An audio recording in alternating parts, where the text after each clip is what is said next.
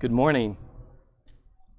This is October 2nd when you're watching this, if you're watching it on the day it's being posted, but yesterday, which is actually today, so it's a little bit like Back to the Future, but yesterday was October 1st, and I woke up with a reminder that this is the anniversary of my baptism.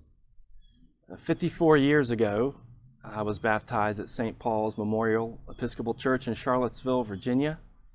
I have no recollection of that. I was about a year and 2 weeks old, actually.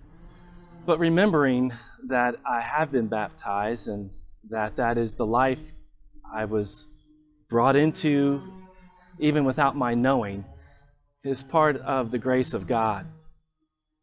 This Sunday, October 4th, here at the Episcopal Church of the Advent, we are going to hold our worship service outdoors at 10:15. We'll have another service prior to that in which we'll be baptizing someone, our first baptism since the COVID-19, and little Avery Elizabeth Connor will be baptized into the body of Christ.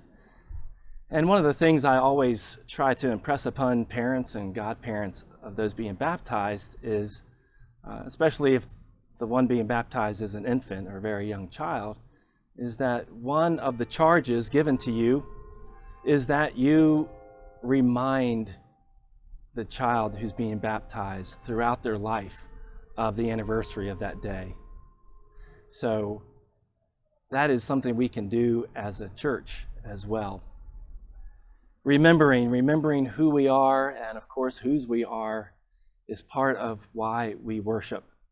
And I know that those of you who are looking forward to being a part of our in-person worship this Sunday are looking forward to it. And it will be an opportunity for us to remember all that God does and has done, and to recall that the reality is God is not finished yet.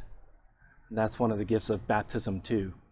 And just because we were baptized at one moment in time, it doesn't mean that that event is finished. It doesn't mean that it's somehow never to have an effect on our lives again, because we're always living into our baptism. It's important to remember that. It's important to remind each other that.